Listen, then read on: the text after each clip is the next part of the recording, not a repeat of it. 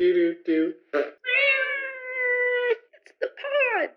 Welcome to the G.A.Y. Welcome to the G.A.Y. pod. Oh, yeah. Yeah. We didn't clap. It's okay. I just thought of that. It's okay. It's whatever. Hi. What's up? How are you? I'm good. How are you? I'm good. So actually, I'll tell a story. To start the pod off. Tonio and I just walked and we got a cup of coffee from this adorable coffee shop inside a laundromat. Brave neighbor. And it's so good. Yeah, they're really cute. They just opened. Yeah. So, I like small places where I can get breakfast and coffee. Yeah. It was perfectly hit the spot. 8 to 8. The people who own it are really nice. Yeah. And I got a scone. I'm very excited to eat it. Yeah. I think that it would be criminal if we didn't talk about, or at least mention, the Super Bowl halftime show. I watched it. I think everything that I could say about it has literally already been said by everybody else. But it was great. It was very cool. It was just feel good. I cannot defend, but she was just there for a good time. But I cannot defend SZA. But she was just having fun. Listen. Like, that's what I loved, though.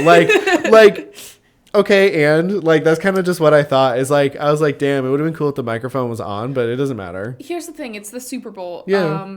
I don't know how big the arena is, but you know that every seat is filled. There's just no way that they're gonna have time to have live music for everybody. The halftime show is 10 to 12 minutes, and it takes 10 minutes to set up and 10 minutes to tear down. Like, you can't have it all. No. But Kendrick is that guy. Yeah. Kendrick is the rapper of our generation. It was very cool. It was very, very, very, very, very cool. It was revolutionary, I think is just the key word. And the only other time I felt this strongly about a Super Bowl halftime show was when Beyonce and Bruno Mars did it, and they had the Black Panther outfits and everything. I thought that was really cool. It stirred up a conversation, which I thought was really interesting to hear everyone around me, especially at a teenage age, and how they perceived it, which was kind of crazy. It kind of woke up a lot of like sleeper racists in my life. So it was a really good like mechanism for me to go, yeah, so I guess now I can actually start drawing lines or like circles around people and going, draw a circle, push away. Like it was, and I loved it because it's also just beautiful. It was another really good, beautiful halftime show. Oh, that's like an iconic Super Bowl halftime show. But here's a fun fact. Did you know about that one? Beyonce, Bruno Mars, not the headliner of that Super Bowl. Yeah, no, it was Coldplay. What? But that one song that Coldplay and Beyonce did together, or that Coldplay did and then Beyonce jumped on, was actually really good. You know that song? No, I don't remember it. We'll listen to it after this episode. It's actually kind of cunt. I would listen to it, and then our friend Chase was like, oh, dude, have you heard this song? And then I was like, wait, no, yeah, that is a really good song. But Kendrick Super Bowl halftime show. We can just close the folder on that conversation because... Yes. Wait, actually, one more thing. Yeah. Go Birds, baby. Just for that game, go Birds. You did what you had to do, Jalen Hurts. You are that guy. Saquon, Cooper DeJean, okay? Thank you for turning up and showing us that the Chiefs weren't everything this season and that they were the frauds. No three-peat. Okay, that's all. That's all I got. Yeah, and honestly, Travis Kelce looked a fool walking out of that arena. Love. Man, that glitter suit was fucking hilarious. I also just want to take the time to say it was kind of iconic of the crowd to boo Taylor Swift when she came on the screen, because I would have been doing the same thing. Because... glad they booed all the Chiefs, and I'm glad they booed the president, and I'm glad that the Eagles won, and that I don't know. It just felt like a good moment in a year of not so great moments. Yeah. So. But I wanted to ask you a couple of questions that I had kind of semi-prepared. Semi-prepared meaning I knew I wanted to string along this line of questions at you. How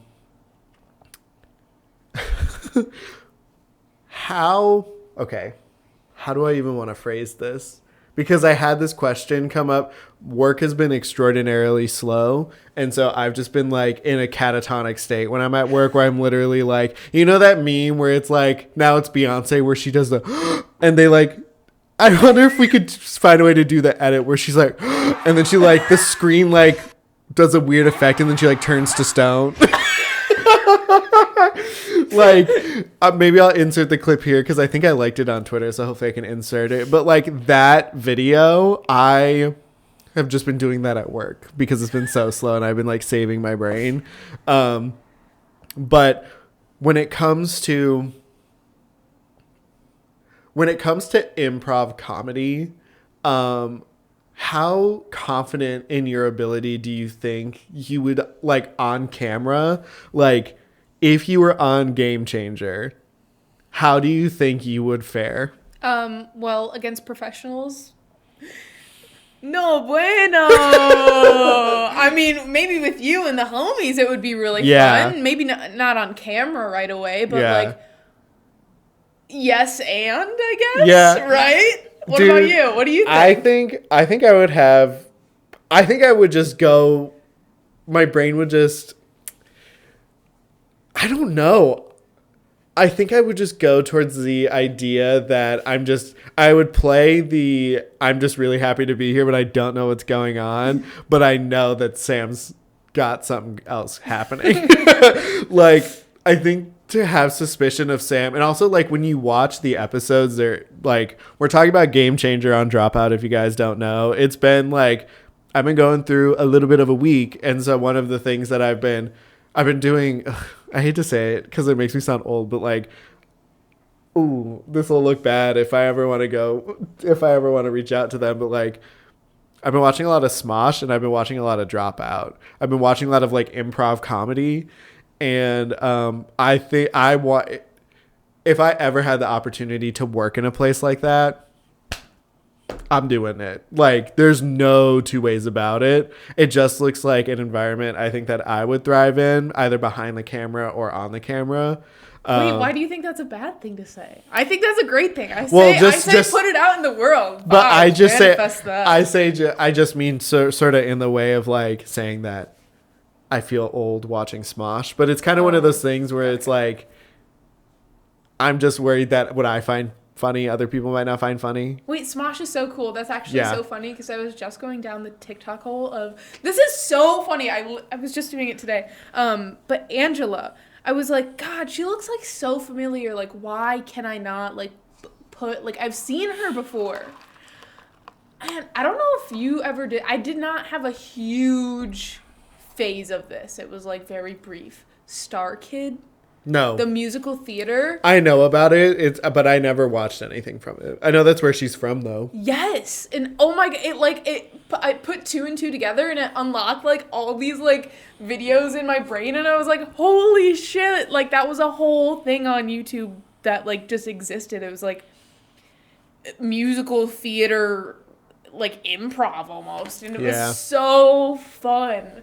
But I love her, and I've been getting into Smosh lately too. So they're the shit. Yeah, they're a funny group of people. They actually played a card game recently on one of their channels that I really wanted to play. It's called Flip 7. It's like playing 21 with your friends or blackjack, but the idea is like there are cards in the deck, numbers 1 through 12. But like the number on the card represents how many of that card are in the deck. So like there's 12 12s, there's 11 11s. And so there's a bunch of other like fun like gotcha cards in there that you can like make someone draw 3 cards or you can make someone freeze their turn. But the idea is you draw a card and you want to get up to 7 because if you get up to 7, you get 15 points for the round. But if you get a matching card, you bust. So it's like a total, like, you don't have to pick up a card, but if you pass, like, you kind of lock out. Okay. Like, you're just done. So they all played it, and it looked like a lot of fun, and it made me want to get the game. So I'm going to see if somewhere has it. And with this next paycheck, I might just go and pick it up. Because it seems like a lot of fun. Yeah. And it Game night? Question mark? I love board games. I don't think we've talked about this topic yet on the podcast. We've only talked about D&D. Yeah. I play board games. In fact, right now, I'm going to show you how involved they are in my life. Our camera is literally set up on a stack of board games. Oh, yeah. I have a whole collection. I might like insert a picture here somewhere. Oh, sorry, Antonio. But I love playing board games. It kind of, they've always sort of been involved in my life. I feel like when I was really young, Jumanji was one of my favorite movies. And it kind of was like the thing where I'd be like, dude, we're bored. We should just play the Jumanji board game. And we would bust it out. And then like Zathura came out and we had that game. We played Mario Party on our Wii growing up a lot. And like, that's essentially just a board game. And it really all kicked off when I was a teenager. My friend Damon got grounded for an entire summer. Shout out Damon. And Damon, Brian, and I, and a bunch of our other friends and Brian's siblings. Shout out the Michigan boys. Shout out the Michigan gang. We got into Cosmic Encounter because he saw it in a magazine. And his parents were like, yeah, you're grounded all summer. We'll get you this board game because you can't play with anybody. I think that's what it was. Comment the real story if either of you are watching it or watching this. But yeah, Cosmic Encounter is this complicated as fuck board game. I think you and I have played it maybe once. It's the game with the little spaceships on the planets and you're an alien. No, I don't think that we have, but you really wanted me to. You keep Yeah, telling me that we should. It's fun. It's fun, but because the game is Risk, but with a lot more steps and cards. You assume the role of an alien that you randomly draw, and because of how many expansions there are for this game, there's like somewhere close to like 140 aliens, so there's a long catalog. Mm-hmm. They all do their own unique thing, but the idea is you have to capture colonies. Once you have 5 colonies, you win the game. But these alien powers twist the combat and do a bunch of crazy shit, like, oh, you have to get up and move seats with someone else, and then now you're playing as their character and they're playing as this character. Like, it's there's a lot of crazy shit that happens. But fell in love with board games after that. The first game I bought, it was Betrayal at House on the Hill, that is currently sitting under the camera. And yeah, my collection has grown quite big ever since I moved to Portland. I've made it a point to make a lot of friends that are into this, and they become my closest friends out here. Shout out the Portland gang. Y'all know who you are.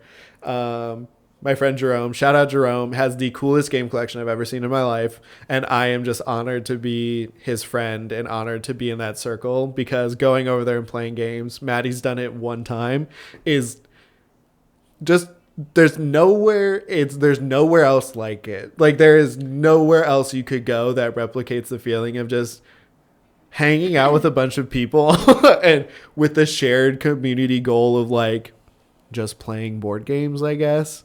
It beats going to a game store. Oh my god. By far. His basement, Jerome, dude, your basement is wicked. Yeah. It is like filled to the brim with board games, and it is so cool. And he's got like the coolest D&D table, game table, and holy shit, yeah. Jerome, can we film an episode of the pod in your basement? Jerome! Hey, Jerome! Hey, Jerome! Hey, Jerome! Can we have like a game night and pod night? Like, yeah, you can be a guest on the pod. Guest on the pod? Yeah, if you let us film in your basement. He probably totally would. Hell yeah. Now I have to send him this video explicitly. But yeah, board games are cool. Board games are fun. It also like helped me get into D&D more. Love it. I don't think I would trade anything else. Like, I'm just surprised. I don't think teenage Antonia would have thought that this is where we would have ended up. But like, I'm happy that it's been here, and I'm happy that I met some really fucking cool people doing it. And I'm happy that it's a facet of my life, and also like a really good stress outlet. Do you have a favorite board game right now?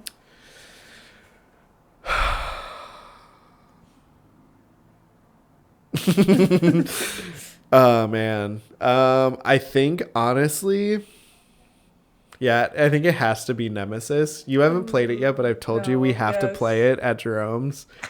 Maybe we do an episode of the pod after we play Nemesis, so we have something to talk about. Love. Because also we could ask you questions about the experience. Yeah. But no, it is a fully thematic board game experience that replicates the Alien movies. You assume the role of a sci-fi horror trope, and you maneuver this ship as intruders, legally distinct xenomorphs, break into the ship and start killing people and breaking shit. Everyone has secret objectives that they're trying to complete as they move throughout the ship. Some of the objectives are like kill this other player and you win the game. Others are like bring a bunch of eggs back on the ship and like just a bunch of other stuff. But the game is fun because it quickly devolves into chaos and like people die and you just go, damn. Damn. Yeah. It's a game where you know you're not going to live. Period. And like you should not expect. And I think it's fun too because not a lot of other games offer the experience of like when you're dead, you're dead. Mm-hmm. Like Betrayal does, but like Nemesis, it can be so fast. And it can just be like, well, shit. But also the way Jerome themes it in his basement is so good. And it's just cool. Do you, out of all the board games we've played together, do you have a favorite that we've played? I think I know what it might be. God, but there's so many. Okay, like there's just so many. Okay, so my favorite recent one that we've done was the one with the like little dragons. Oh, Flamecraft! That was so much fun. Flamecraft is the shit. That was so fun. Yeah, I love it. I don't know how to explain it, but you play as like little, and you have like little dragons, and you just like get little dragons and can trade little dragons, and there's just a bunch of cute little art of little dragons. Yeah, no, it's literally I think, God, I wouldn't even know. I'm kind of just too altered to try to tell you what the game type it is, but it's essentially a game where like you go to a place, collect a bunch of resources, and then you spend those resources to get points. And it's a point collecting game, and it's a lot of fun because you're not in direct competition with each other. It's just that some opportunities present themselves and then quickly leave because other players are doing other things. But the art is super cute. The mechanics are super fun and really easy to understand. When you dig into it, you realize it can be a really complex game, especially after your first time playing it. You realize, oh, I can do this and that and this and that. And also, again, the art is cute, and it just helps that it helps that it's not themed after like you're in a machine working a factory. I'm gonna be completely real. I buy games based off of theme. Like when you look at my board game collection, you'll see that like there's a bunch of varying themes, but there's kind of the same color scheme, but also there's the same style of game where like there's campaign based games, there are competitive games, and then I have co-op games, I have social deduction games, but all of the themes are either fantasy or horror based. Just because there are some themes in games that I'm not really interested in. So like there are games that are themed after like 1984, like not 1984 but like themed after like 1892 fucking we're going to the army, and then like there are some games that are just based on like we're working in like a letter mill and we're creating things, and like I don't know, I feel like theming is really important to me for some reason, because otherwise I'm not going to be invested if I don't like what I'm looking at. Yes, totally agree. But there are some times where I've been wrong in that. So hold my hand. We need to play Settlers of Catan. I love Settlers of Catan. Yeah, it's so I love good. Settlers of Catan. Unfortunately, like the experience for me has been very up down. I play it on my iPad. Crazy. No, we gotta do physical board, babe. Yeah, I love that game. I've also wanted to play Monopoly recently, which is crazy. We've talked about that. I also want to play Septima with you. Septima is a board game of strategic and competitive witchcraft, and it's part like you do things in secret. So like the way the game works is it's kind of like Catan where you move around a board and collect resources and use those resources to buy points essentially. Hey guys, it's editing Antonio. So as you can tell, there's no video for this whole first half of the podcast, and that's because the file got corrupted or something. I don't know. Maddie explained it, but I'm a little simple, so I didn't understand what it meant. But yeah, so that was the first like edited half. Without it, you're gonna come back to us where we realize, oopsie, the camera wasn't recording.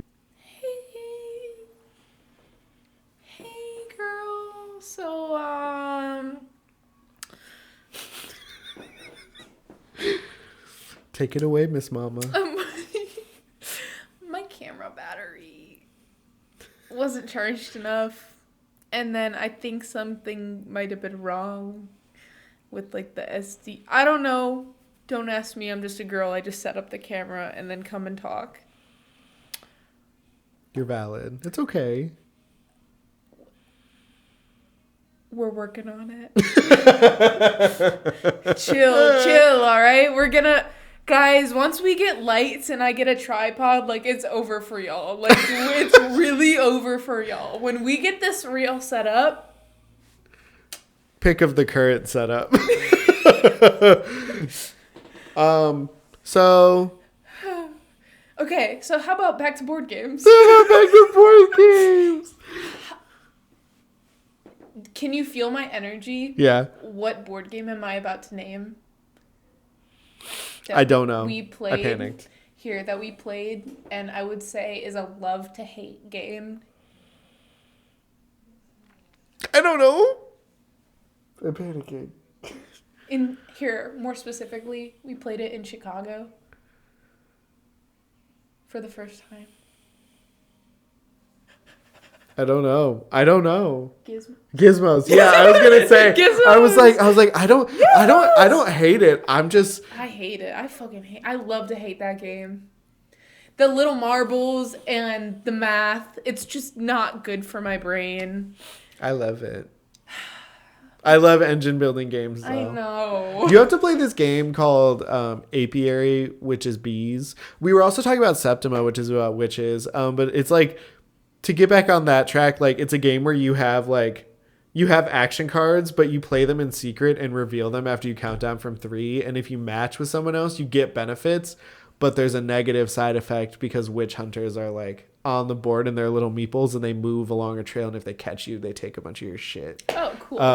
And you collect other witches that help you turn one resource into something else, or like you get to draw more cards, or like you have some witches that help you evade witch hunters. Like, it's a really fun, and like the theming is so fucking cute and amazing and adorable, and I might just pull it out when we're done here and show you. Yay. But yeah, sorry if there wasn't any video for the first 20 minutes. I bet there's a funny picture, or it's probably just the G.A.Y logo glitching over and over again. So we'll see when we go into editing. What else do you want to talk about? Oh, we're going to watch Death Becomes Her after the pod today. I'm really excited. It's a really campy 90s movie. I think you're going to like it. And they turned it into a musical. I'm excited. You said Meryl Streep is in it. And Goldie Hawn, Bruce Willis. Sold. Yeah, especially if you don't know anything about it. Nothing. Yeah, we're going to have a good time. We'll have to come back to that. Next week. Next pod. Tune Tune the fuck in. Also, thank you guys for watching. Like, we hit 20 subscribers, and I know that's kind of like a tiny amount, but it's still an amount that means a lot to me. And me too. Yeah. Yay. Oh, we did it. We're doing it. Yeah, I have a lot of fun doing this. We also have something in the works that we're going to be working on this spring and summer that I'm really excited about, that but be on the lookout. Just say, like, this is the manifesting of what you don't know what we're talking about, but we know what we're talking about. Yeah. And like, you'll feel it when it's happening. But yeah. We gotta say it quiet. Yeah. We have to do more cooking. Yeah. As the kids say. It's week, I don't know, bajillion without having TikTok. I feel like I feel like I'm not looking at my phone as much, which is cool, but I also have been being sent TikToks, which is fun. So do you still do you go on the web browser? And No, not really. I my mean, God. literally, I've just kind of cleansed it from my life at this point. It's okay. Like, I'm scratching myself as I say that, but no, like, it's fine. It's okay. Wait, I've curated your own TikTok for you. Bash is logged into my account on his phone. Are you kidding? So sometimes I do That's so scroll, but like I haven't really asked to.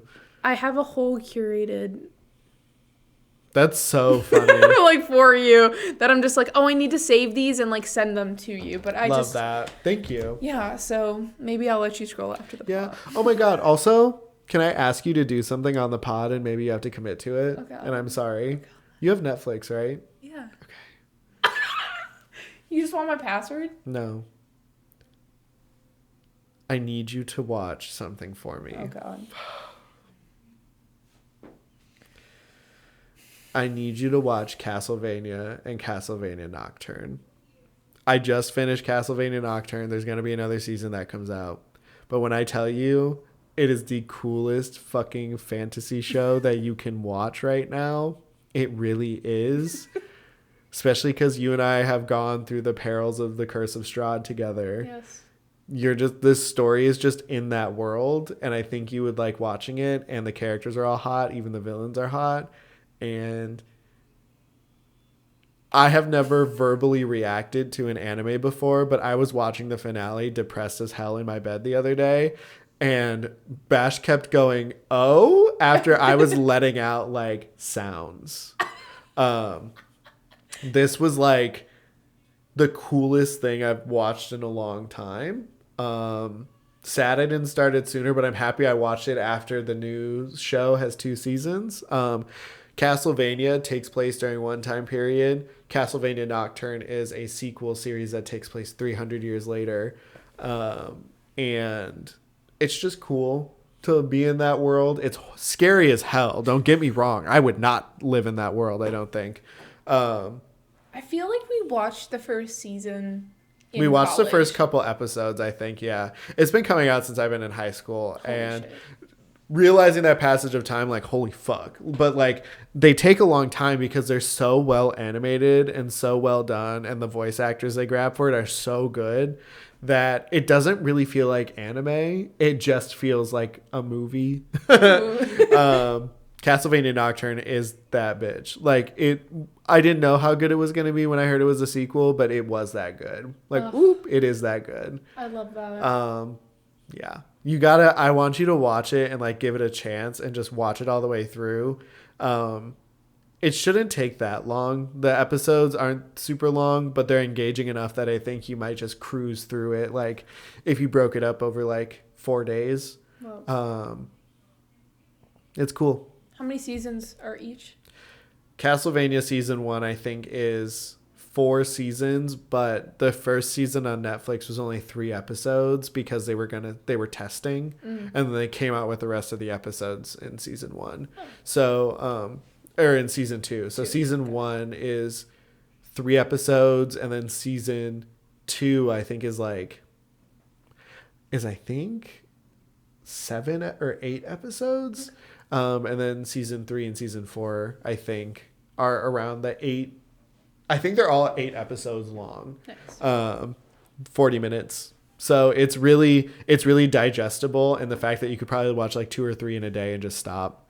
But I have found myself not doing that. Especially with Castlevania Nocturne. But I also think you'll just like the characters, and I think you'll like the art. And I think since you've never really watched, at least to my knowledge, you've never really watched an anime like this, and we talked about it on the last podcast, but I think you would enjoy it. I'm down to try it again. Yeah. Speaking of, I don't know if we've talked about it to an extent on this yet, but tell me about the Curse of Strahd campaign from your perspective. Oh my God, where to start? That's like such a loaded question. Well, I feel like the 2 Strahd campaigns that I've been in have had a lot of homebrew aspects. So I don't know if I've necessarily gotten like a clean playthrough of like Curse of Strahd. Mm-hmm. But like basically, you're in Barovia. You got the mists. You don't want to fuck with the mists. You'll get lost in that shit. And start taking damage. Taking damage. You got the Morning Lord. You got Strahd. You got the Rahadin. Morning Lord. What do you know about the Morning Lord? I followed him by the end of the campaign. It was crazy. Truthful follower all the way through. Yeah. Yeah. Tell me your thoughts. It was scary as hell. It was fun as hell. Made some crazy choices. Overall, was a very cohesive story for a bunch of people who have never played before. Yeah. The Curse of Strahd campaign that we played in, I don't know about you, but it was my first D&D campaign ever. Same. 2 years. It was so... that was a long one. I don't think I'll trade anything in the world for anything else. No. And I don't even think, even given my past with some of the people in the group, I don't even think I would only direct it towards one person that is never going to fucking watch this in a million goddamn years. That one person, if you're tapping in, hey boo, what's up? But also, if you're tapping in, feel like you're being a hater.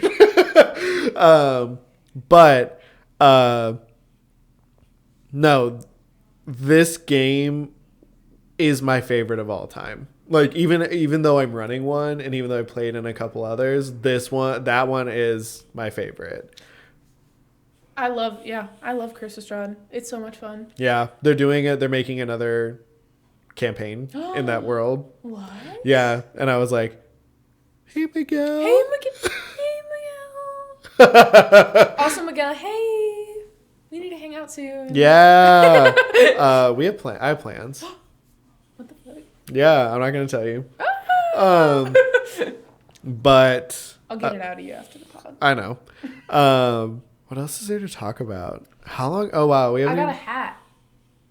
Yeah. Did you see it? Yeah. Did you see what it said? You said it says queer as No. Oh. Steer queer. From the night market. Shout out Portland Night Market. Shout out Portland Night Market. This is my new favorite hat. It's cute. I like it. I need to buy more clothes for myself, but I'm literally like, I'm buying a fucking computer. I love that shirt that you got. The one that you're wearing right now. Yeah, I got it when Maddie first came to Portland, I think. It's one of my favorite shirts to wear. I like to wear it when I GM, but looking back on the pod, I realized I've worn a lot of dark clothing, so I'm like, maybe it's time to switch it up. Yeah, you're so right. I love you so much. Yeah. Shout out Critical Role for pulling off the 8.5 hour live stream for D&D. Y'all are real as hell for that. I haven't watched it. I haven't kept up with you guys. 121 episodes though. I kept up with 40. I'm really proud of myself for that actually. And if you guys when you guys do campaign 4, I will be locked the fuck in. Yeah. Campaign 3 where I left off was so good. And I remember I had a semi-viral TikTok because I posted it the night it was happening when fucking, it's been out for almost 2 years now. So I'm just going to say it. When Laudna fucking died, I literally was going through it. I was crying. And they like, oh my God. Like, I don't even think we've talked about Critical Role on this podcast at all. But shout out Critical Role for also like really getting me, like really showing me what D&D can be and what you can do with it. And Campaign 3 was the first campaign I started with them. I kept up. Like, I really was keeping up, but I was also in college and a lot of other stuff was happening and my life was transitioning. So, like, at some point, I just kind of fell off. I really wish I hadn't, but I made it like 41, 42 episodes watching it straight every Thursday. And it was my me time. I, like, actively told people, like, don't hit me up. I'm watching Critical Role. I have plans. I'm sorry. Really? And sure, I would maybe watch like an hour and a half and then fall asleep because it gets really late. But like, especially like, I was really happy when I decided to move out to the West Coast because then I was like, it's only going to be 7 o'clock when Critical Role starts, not 10 p.m. and I can watch it. So yeah, Campaign 4, I'm coming for your ass. It better have Robbie Damon in it. I'm not playing. I saw that and he was like, I don't know. Brendan buddy. Lee Mulligan is DMing another EXU thing happening, so that's cool.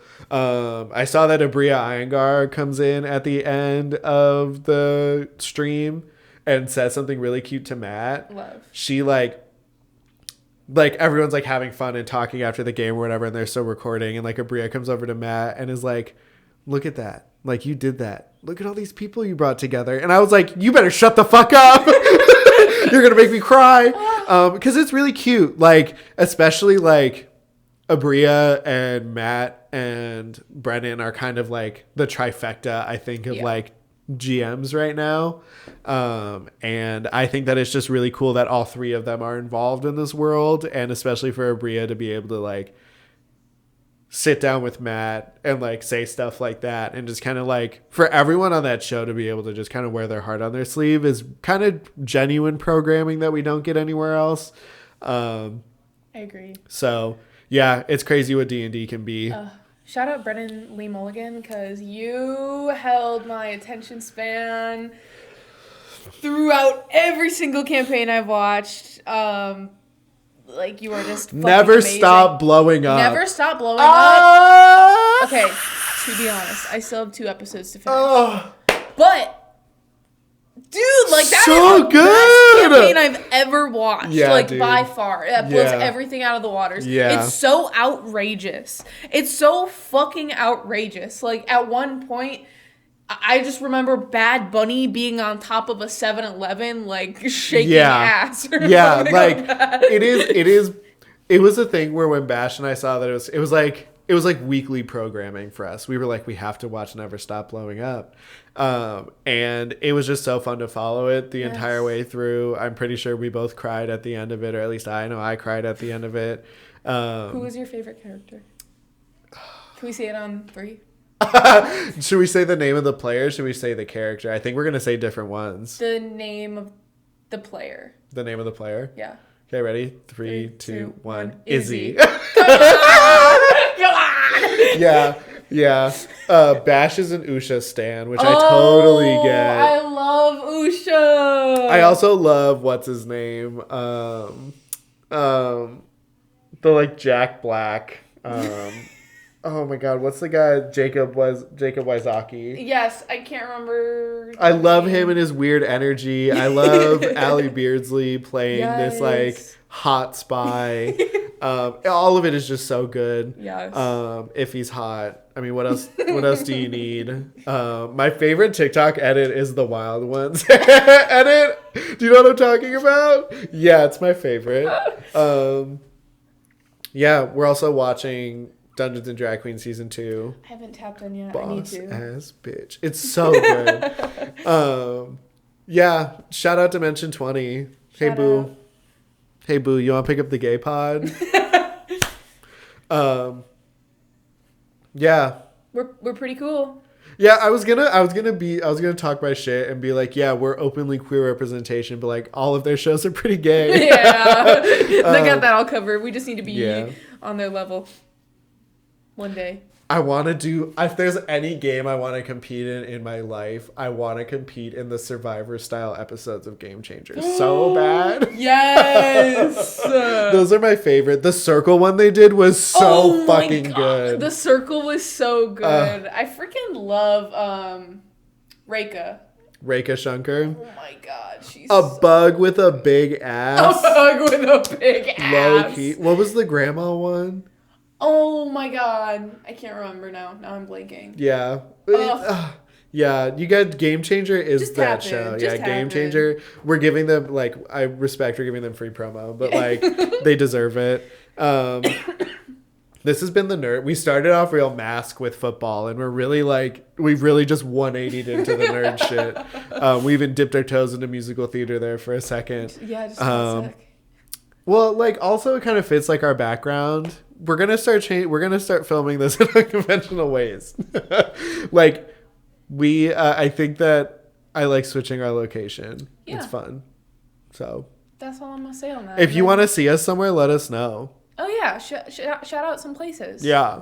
We'll just go and film. Yeah. Oh my God. Yeah. Also, yeah. Still, I'm glad we're not on camera begging Jerome to be in his basement, but at least that part's gonna be audio only. Hey Jerome. Hey Jerome. Where else could we could do a movie pod review in Dan's basement. You didn't go. Oh my God. Okay, so Dan, our friend Dan, shout out Dan.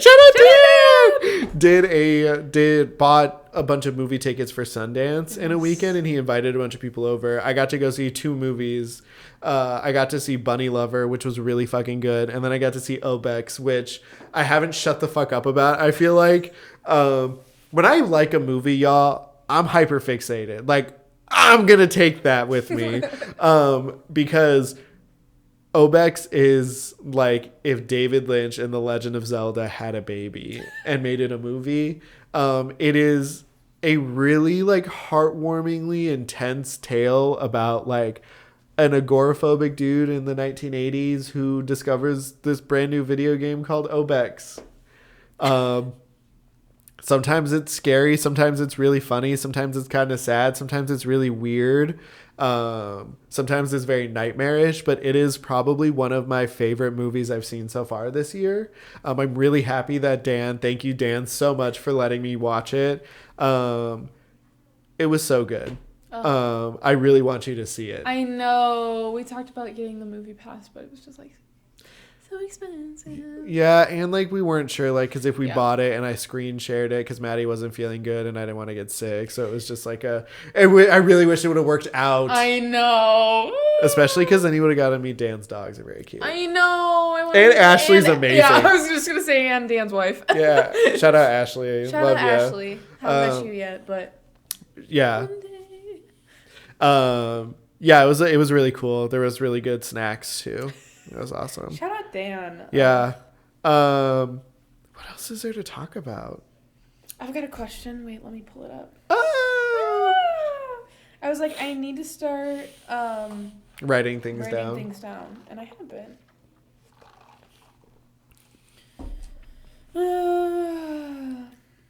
Sorry. Would you wish to be rocks?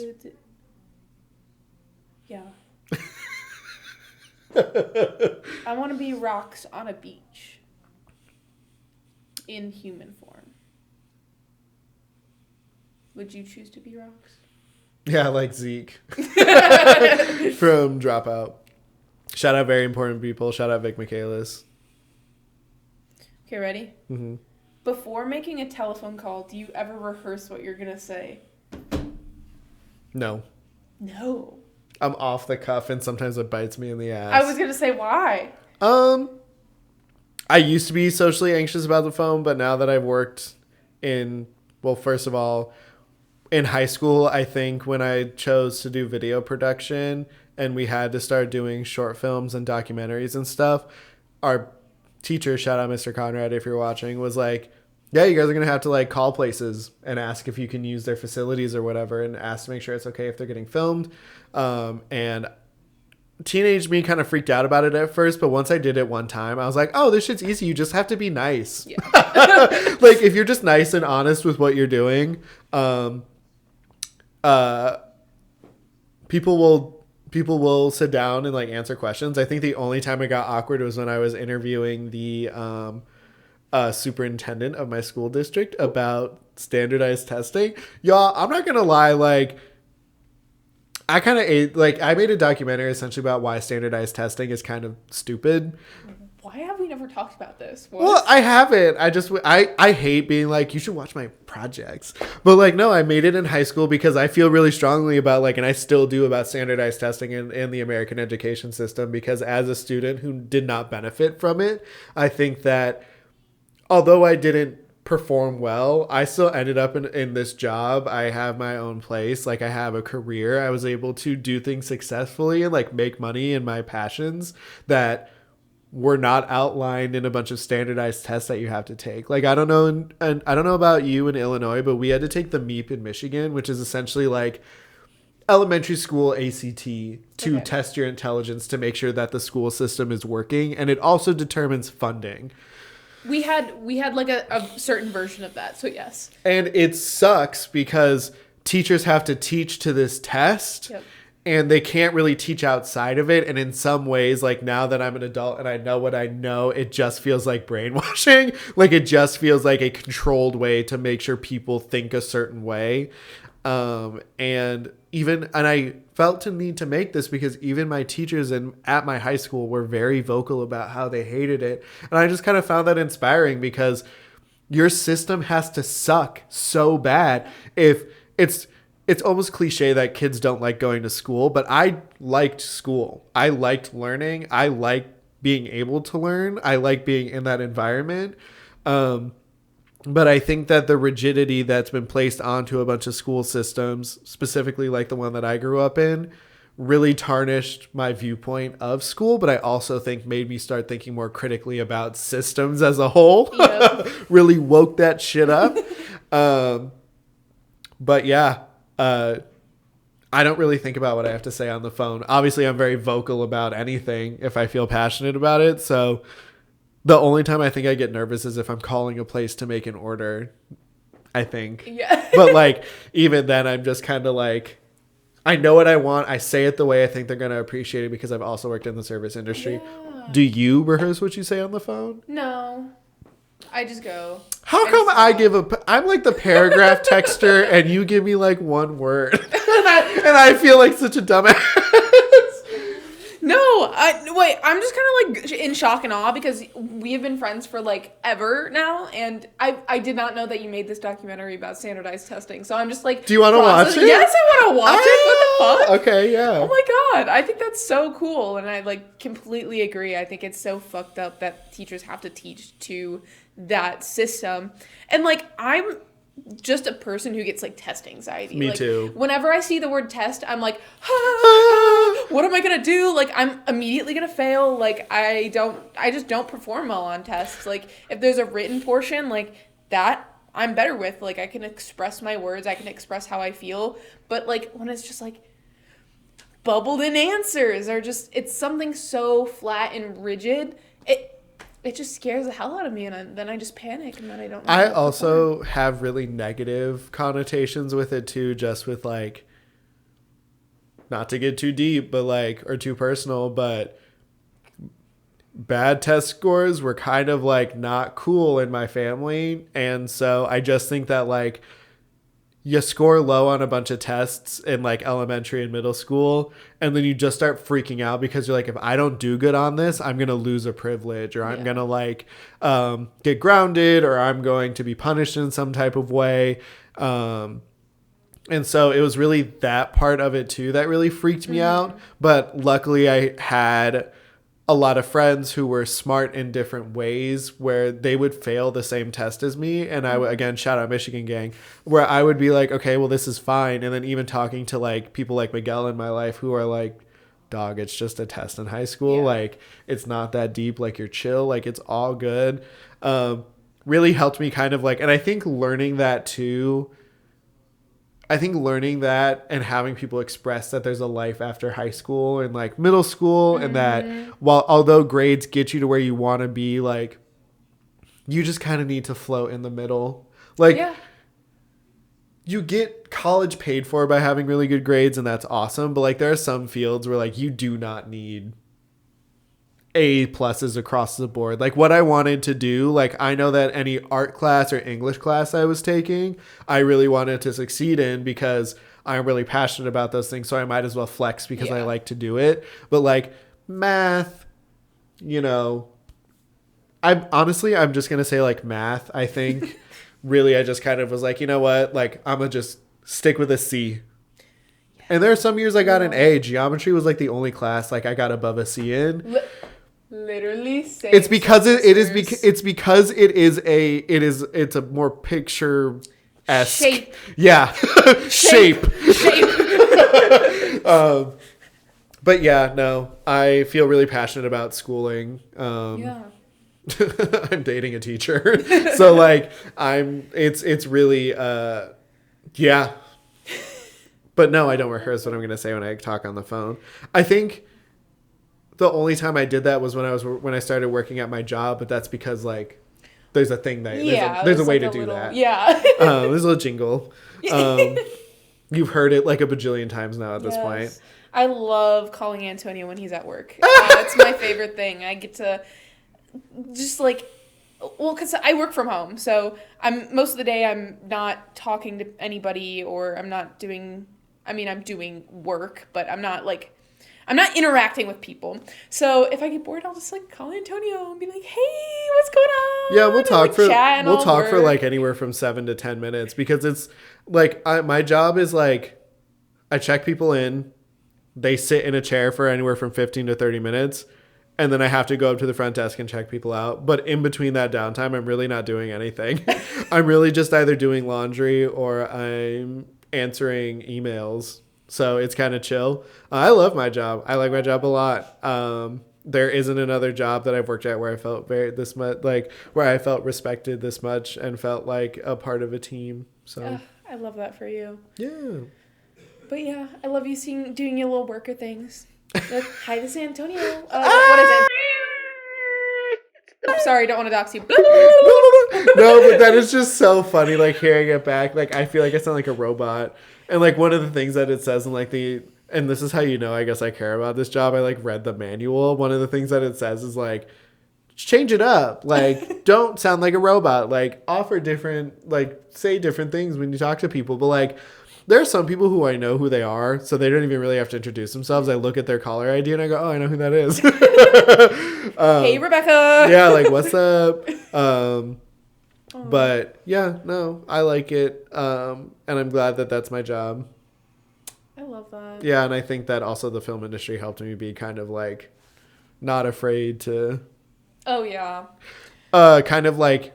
flex what I know. Yeah. Like I'm kind of like also the in-house IT guy and I kind of love it. Is my favorite part. Just because I'm really confident in working in that little area.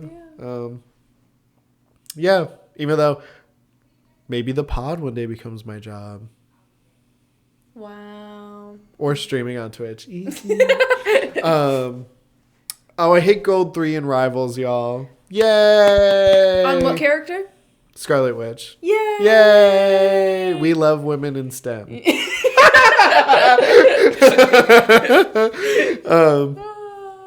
Gosh, what else is there? Has anything else really been happening this week? I've had just a depressed week, y'all. I've been taking it real fucking easy. No, dude. It's just been vibes. Just good vibes. It's been super nice weather. It's cold. It's cold, but it's like hasn't been raining. So, knock on wood. It's gonna snow in like a day. So... Do we have to blur that? So... Do we have to cut that? So... Damn. That's crazy. That was such a boy joke. A guy makes a dick joke and all of a sudden it's like not okay. Make a fart or a poop joke. Be more original. I don't be farting or shitting. I don't know what that's about. So you might want to keep that to yourself. You're a liar. You're a liar. No. Lie to me more. I don't know what you're talking about. Just a man. Mm-mm. Apparently I do that shit in my sleep, so I don't know. Which might be bad. I don't know. I don't know. I fart in my sleep, I guess. That's so funny. Dude, sleeping with a cat. Let's talk about it. So I have a cat. His name is Percival. We'll put a picture. You hear his meow in the beginning every time the episode starts. Shout out Percy. Shout out Percy. He sleeps in between my legs. Dog, it's really uncomfortable. I love that little guy, but also like sometimes I just want to kick him out and shut the door. But I just feel bad doing that. Like that just feels bad. Do you know what I mean? Yeah. It sucks because Simon sleeps out on the chair. Mm-hmm. Simon is our dog. Shout out Simon. Here's a picture. Shout out. But Simon he's just too big. Our bed is too small. He is big. But he usually comes in around like 2 a.m. and like jumps up on there and falls asleep. So I drew out a diagram of how we sleep and I'll put up Bash's version right now. It's really crazy. Yeah, I know you've talked about, I want to ask you, do you think you're going to get a cat? No. That's so much responsibility. But you work from home. Yeah, but that's so much responsibility. I just moved. Give me 4 to 5 months and I'll figure it out. I love to travel too. Like I love not having to like that's a child. You're taking care of a child at that point. Like that's a baby. You need to clean it and like feed it and like water it. I haven't given Percy a bath in like forever. Well, I mean, you know what I mean, like hypothetically, like. Yeah. But you need to make sure it's alive, and that's just a lot of work for me right now. But you work from home. But yeah. Get a plant, see how it goes. Exactly. I've got Marty at home. Marty? Yeah, he's our cup plant. Oh, tell me more. I didn't know about this. He's just a little plant. I don't know what kind of plant. It didn't say on his cup. We got him from IKEA when we first moved in, and he's still alive. I love that. He's kind of like, we need to trim his leaves up a little bit. But yeah, I feed. Well, okay, I shouldn't say I feed him because Ethan feeds him most of the time. But like, I did the waters him. Feeds him. Yes. Oh, work. Yes, feeds him. Wait, what about what about what's his name? So sorry. R.I.P. Milo. R.I.P. Milo. Oh, you know what? I would consider getting another hamster, actually. Yeah, Milo was so cute. Milo was a cute little hamster. Milo was so cute. I have the fucking funniest video of him. So Milo was this little panda bear hamster. So cute. He was a teddy bear hamster, Yeah. and he was black and white. And I'm pretty sure Milo was a girl anyway, but I regendered him. That was Milo. That was my boy. But I got Milo because I was sad and lonely, and I was working in the film industry, so I was working like pretty long hours. And hamsters are nocturnal, so I would come home and he would be awake and like so excited to like see me, probably just because I like let him out and like run everywhere.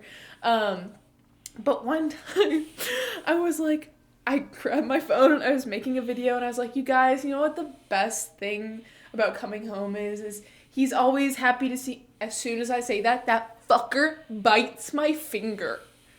You can hear the crunch of him biting my finger in the video. You can hear him crunching my fucking finger. It's nasty. Ew, the substance could never.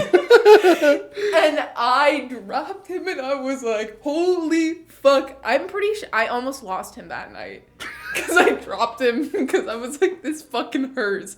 And then I was like, oh wait, I need to. Did like he draw blood? Oh yeah. Oh my god. I'll show you the video after this. Ew, no, I don't want to see that. I'm okay. We cannot even. We probably can't even post that. Oh, I'm not gonna. Yeah. Oh my god. Patreon only.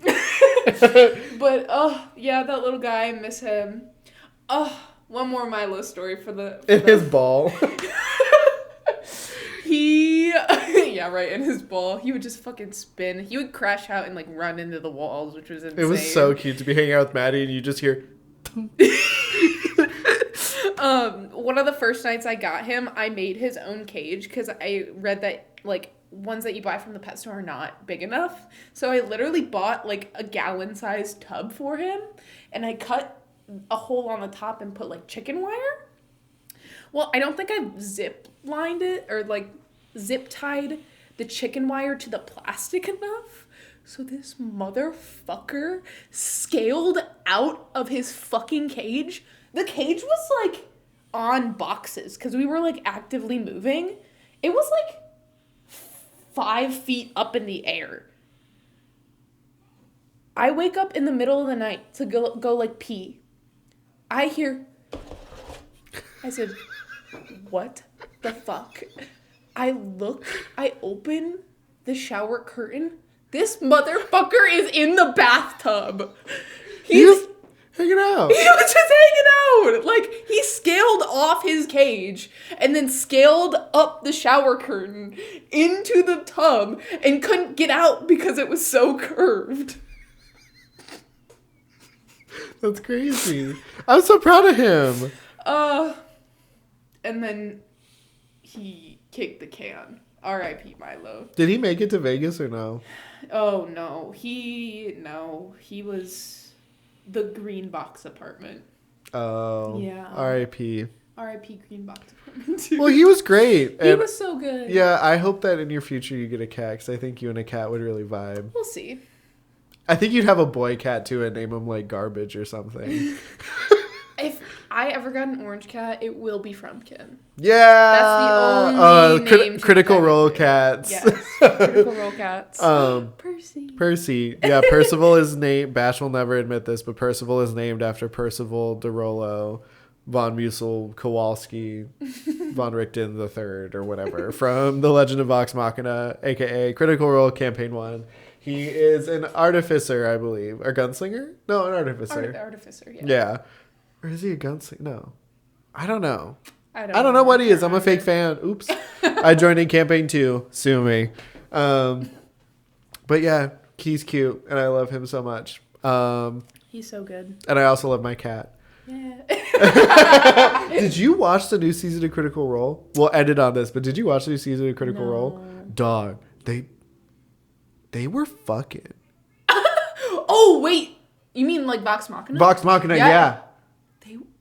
They were fucking. That was kind of crazy. Yeah, I was uncomfortable. It was like watching my parents have sex. No, I didn't like that. I was watching it at home at the time, and I was like watching it on the big TV, and I didn't realize what was happening, and my dad was home, and I was like, I'm going to turn this off. I was like, this is crazy. Bash and I were like, oh my God. No, I was like, what is happening? Dude, here's what I'll end it on. That last episode, that last fight, if we sat a pilgrim down, they would have had a stroke. That shit was so crazy. Even I was starting to get like, oh my God.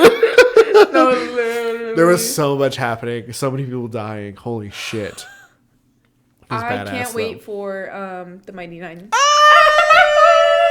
know, I'm so excited. We're going to get our lesbians. Yes! I can't wait. Finally! Okay. Well, this has been a great pod. Okay. Bye. Bye. Do do do.